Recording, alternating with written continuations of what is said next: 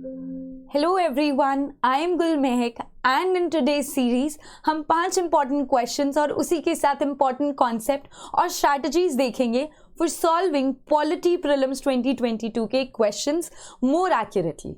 With that said, let us begin the lecture. But before we begin the lecture, I would like to inform you कि Sleepy Classes लेकर आया है 50 important topics का revision series. ये series YouTube पर आपके लिए freely available है.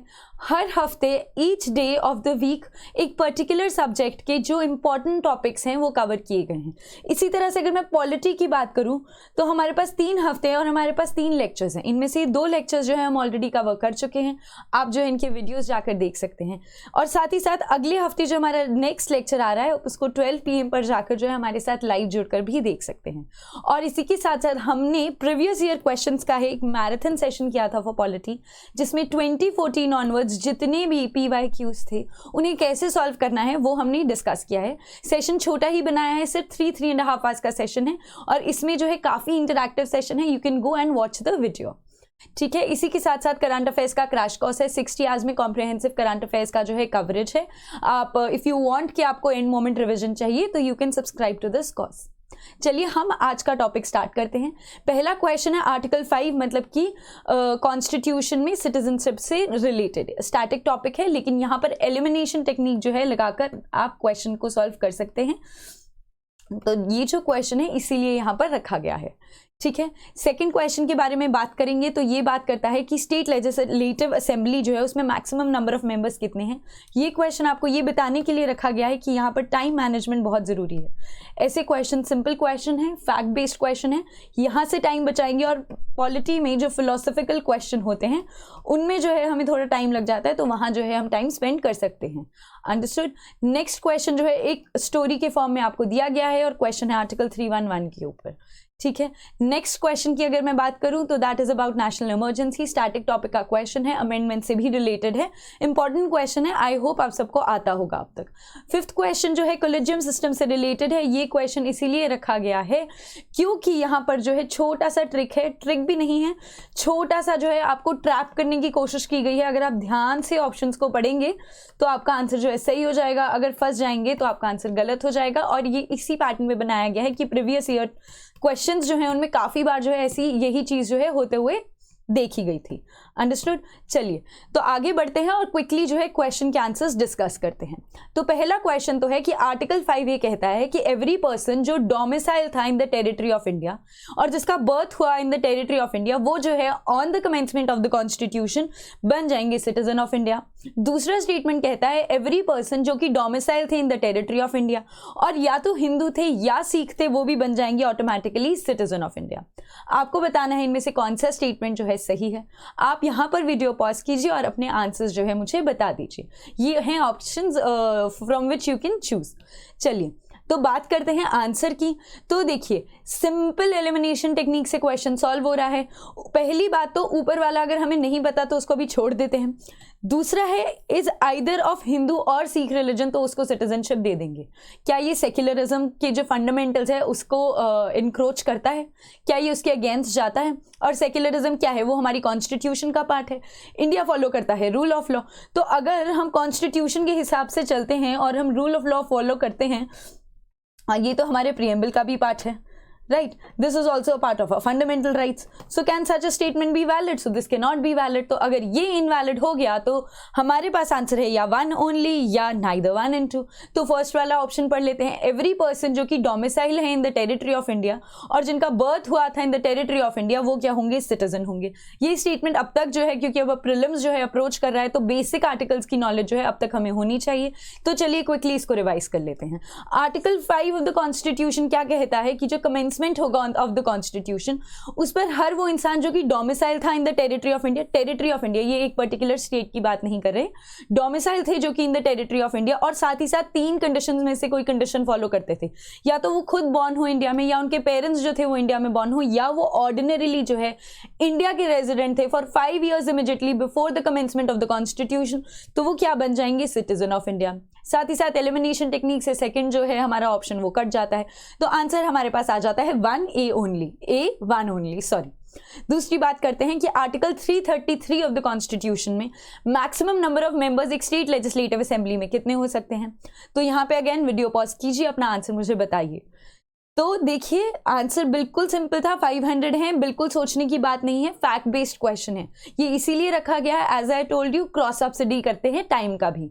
अगर ये क्वेश्चन सिंपल है तो पहली बात तो ध्यान से ऑप्शन मार्क करना है इन द OMR शीट, और दूसरा जितना टाइम यहाँ से सेव करते हैं वो जो वहाँ पर डिफिकल्ट क्वेश्चन है, अगर आपको इकोनॉमी का क्वेश्चन डिफिकल्ट लगता है, ज्योग्राफी का क्वेश्चन डिफिकल्ट लगता है, पॉलिटी के फिलोसफिकल क्वेश्चन डिफिकल्ट लगते हैं, तो वहाँ पर यूज कर सकते हैं। तो let's quickly discuss the answer in more detail, तो ताकि जो है हमारे पास एक नॉलेज का जो है पूल साथ साथ में बनता जाए। तो देखिए आर्टिकल 170 जो है वहाँ वो कहता है कि हर स्टेट में लेजिस्लेटिव असेंबली होनी चाहिए, ठीक है। और आर्टिकल 333 ये कहता है कि स्टेट में जो लेजिस्लेटिव असेंबली है उसमें मैक्सिमम होंगे 500 मेंबर्स और मिनिमम कितने होंगे 60 मेंबर्स। तो ये किस चीज़ के ऊपर डिपेंड करेगा, डिपेंड करेगा on the population size of the state. लेकिन कुछ एक्सेप्शंस हैं जो आपको पता होनी चाहिए कि कुछ स्टेट जैसे आंध्र प्रदेश, सिक्किम एंड गोवा में मिनिमम नंबर ऑफ सीट्स जो है वो 30 रखी गई हैं। मिजोरम एंड नागालैंड में जो है ये नंबर 40 एंड 46 है। साथ ही साथ जो लेजिस्लेटिव असेंबली में जो चुनकर आते हैं लोग वो आते हैं डायरेक्टली इलेक्टेड, मतलब डायरेक्ट इलेक्शंस के साथ on the basis of universal adult franchise. लेकिन सिक्किम एंड नागालैंड में जो है कुछ जो मेंबर्स ऑफ लेजिस्लेटिव असेंबली हैं वो इनडायरेक्टली भी इलेक्ट होते हैं। This is all for continuously adding to your knowledge pool. चलिए बढ़ते हैं आगे और बात करते हैं क्वेश्चन की। क्वेश्चन जो है इसमें ये पूछ रहे हैं कि एक महाराष्ट्र पुलिस ऑफिसर थे जिनको डिसमिस कर दिया गया from service by the Maharashtra police commissioner. तो अब ये पूछ रहे हैं under article 311 clause 2B of the Indian constitution, हमें जो है आप ये सारा कुछ बताइए अबाउट आर्टिकल 311। तो देखिए उनको जो पुलिस ऑफिसर थे उनको तो सस्पेंड कर दिया गया अंडर दिस क्लॉज। अब जो है आर्टिकल 311 पर जो है क्वेश्चन पूछा गया है। क्वेश्चन ये है कि जो सिविल सर्वेंट हैं उनको डिसमिस नहीं किया जा सकता बाय एनी अथॉरिटी जो कि सबऑर्डिनेट हो to the authority from which he was appointed. दूसरा क्वेश्चन है सिविल सर्वेंट जो है can not be removed unless जो है उनको एक रीजनेबल अपॉर्चुनिटी दी गई हो कि वो अपना भी जो केस है वो आगे प्रेजेंट कर सकें, ठीक है। 2 क्वेश्चंस हैं, ये हैं आपके पास options. Again pause the video, answer the question and let me know your answer in the comments below. चलिए हम क्या करेंगे, हम आंसर को अभी डिस्कस कर लेते हैं। तो देखिए आंसर यहाँ पर है बोथ 1 and 2। क्यों है यहाँ पर आंसर बोथ 1 and 2? क्योंकि आर्टिकल 311 ऑफ द कॉन्स्टिट्यूशन, देखिए ये क्वेश्चन जो था आर्टिकल 311 पर डालने का मेरा एक ही पर्पस था कि क्योंकि जो है हम ऐसे आर्टिकल्स जब हम पूरे फंडामेंटल राइट्स पढ़ लेते हैं, कॉन्स्टिट्यूशनल फ्रेमवर्क पढ़ लेते हैं, पार्लियामेंट पढ़ लेते हैं, स्टेट लेजिस्लेचर पढ़ लेते हैं, सेंटर स्टेट रिलेशंस पढ़ लेते हैं, बट कुछ ऐसे से कैबिनेट सेक्रेटरी पर, चीफ सेक्रेटरी पर, सिविल सर्वेंट्स पर जो क्वेश्चंस है हमें लगता है गवर्नेंस का पार्ट है तो ऐसे आर्टिकल्स जो हैं हम छोड़ देते हैं। तो ताकि वो वाली नॉलेज भी जो है आपकी कवर हो जाए, वो डेफिसिट ना रहे, और अगर कभी यूपीएससी ऐसे क्वेश्चन पूछ लेता है तो आपको आता हो, तो इसीलिए क्वेश्चन डाला गया था। तो क्या कहता है आर्टिकल 311? आर्टिकल 311 जो है सेफगार्ड प्रोवाइड करता है फॉर सिविल सर्वेंट्स ताकि उनको एक चांस मिल सके टू रिस्पॉन्ड टू चार्जेस जो भी इंक्वायरी है उनके अगेंस्ट जो चल रही है, ताकि उनको आर्बिट्ररी जो है डिसमिसल जो है उनका ना हो। आर्टिकल 311 फर्स्ट जो है वो ये कहता है सिविल सर्वेंट जो है कैन नॉट बी डिसमिस्ड और removed by any authority subordinate to the authority from which he was appointed.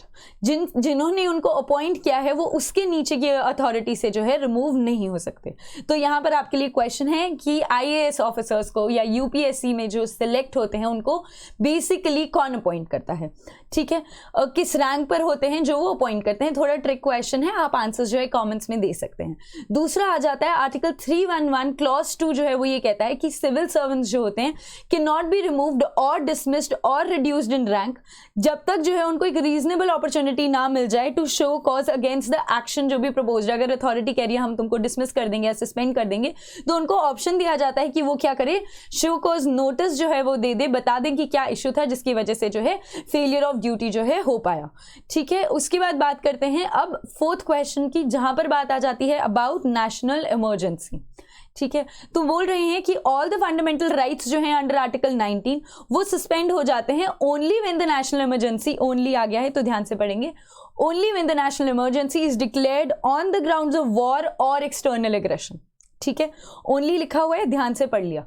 दूसरा आ जाता है president is empowered to suspend the right to move any court for the enforcement of fundamental rights during national emergency, कि मतलब power जो है president जो है क्या कर सकते हैं, अपनी पावर्स यूज कर सकते हैं to suspend the right to move to any court for the enforcement of fundamental rights during national emergency.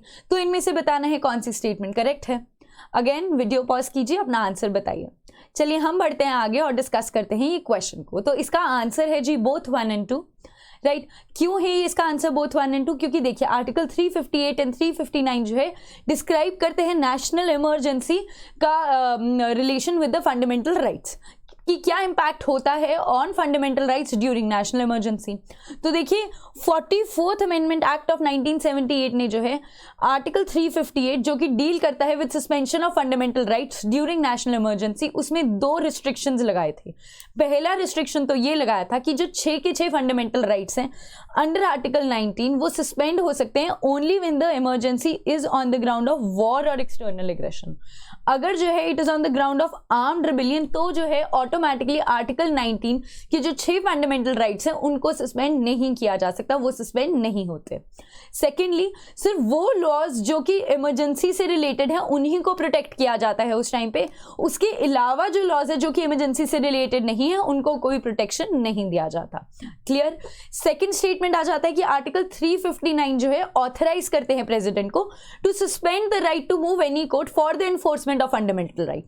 तो यहाँ पे ट्रिक बात क्या है कि फंडामेंटल राइट्स को सस्पेंड नहीं किया गया, सिर्फ उनके इन्फोर्समेंट को सस्पेंड किया गया कि अब जो है कोर्ट्स जो हैं वो बोले फंडामेंटल राइट्स जब किसी के एग्री हो जाते हैं तो वो क्या करते हैं आर्टिकल 32 के अंडर डायरेक्टली जो है कोर्ट के पास नहीं जा सकते हैं, राइट। तो वो क्या करते हैं अग्रीव्ड को मौका नहीं देते हैं जुडिशरी के पास जाने का for the enforcement of fundamental rights. However as such fundamental rights जो हैं they are not suspended, understood. और जो सस्पेंशन होती है of enforcement relates to only again those fundamental rights जो कि स्पेसिफाइड है in the presidential order. Naturally जो है खुद से जो है सारे फंडामेंटल राइट्स के साथ जो है ऐसा नहीं होता। फर्दर द सस्पेंशन जो है वो या तो इंटायर द इमरजेंसी का पीरियड है तब तक लगाई जा सकती है या फिर फॉर अ शॉर्टर पीरियड भी हो सकती है। इसी के साथ साथ या तो वो जो सस्पेंशन है वो इंटायर इंडिया में भी लगाई जा सकती है और any part of the country में भी लगाई जा सकती है। इसी के साथ साथ इंपॉर्टेंट क्लॉज जो आपको यहाँ पे याद रखना है और शायद यूपीएससी आपसे पूछ ले वो ये है कि after the 44th amendment act of 1978 president जो है वो ही can not suspend the right to move the court for the enforcement of article 20 and 21 कि प्रेसिडेंट भी जो है आर्टिकल 20 एंड 21 के एनफोर्समेंट जो है नहीं रोक सकते हैं even during national emergency. Clear, is that very very clear? क्योंकि इन चीज़ों पर इन्हीं नुक्स एंड कॉर्नर्स पर जो है क्वेश्चन आ जाता है। चलिए बढ़ते हैं आगे और बात करते हैं कोलिजियम सिस्टम की। टिप दे रही हूँ इस क्वेश्चन को सॉल्व करने से पहले ऑप्शंस को ध्यान से पढ़ लेना है।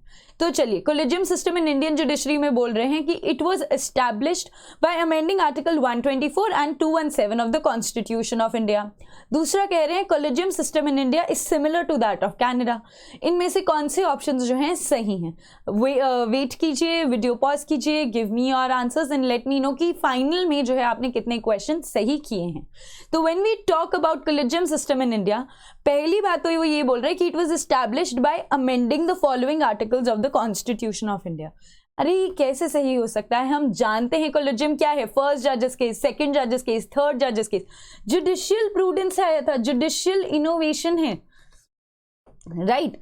जुडिशरी ने जो है कोलिजियम सिस्टम को जो है इनोवेट किया है थ्रू डिफरेंट जजेस केसेस, राइट। यहाँ पर तो ये वाला ऑप्शन तो जो है देखते ही गलत कर देना है। And I am telling you बहुत सारे एस्पिरेंट्स होंगे जिनको अगर मैं नहीं वार्निंग देती ऑप्शंस की तो इसको सही मार्क करके आ जाते। क्यों? क्योंकि ये वाले आर्टिकल्स जो हैं जुडिशरी से रिलेटेड हैं तो ध्यान ही नहीं दिया जाता। दूसरा है collegium system in India is similar to that of Canada. नहीं भी पता तो थोड़ा आइडिया तो होगा कि यार वो फेडरल गवर्नमेंट के साथ है, क्योंकि यहाँ वाला जो इंडिया का कोलिजियम सिस्टम है वो तो जुडिशरी ने बनाया है। तो चलिए स्टेटमेंट 1 इसलिए करेक्ट नहीं है क्योंकि ये तो जुडिशियल प्रोनाउंसमेंट से आया था और ना ही बाय एक्ट ऑफ पार्लियामेंट। और दूसरा as a matter of fact I can tell you कि इन कनाडा जो पावर है टू अपॉइंट जजेस वो रिजाइड करती है with the federal government and thus जो है it is different from the collegium system in India. दूसरी टिप जो मैं आपके साथ शेयर करना चाहूंगी कि अगर आपको पता चल गया कि एक ऑप्शन पक्का गलत है और आप 50% मतलब 2 ऑप्शंस में रह गए है B या C या D ऐसे।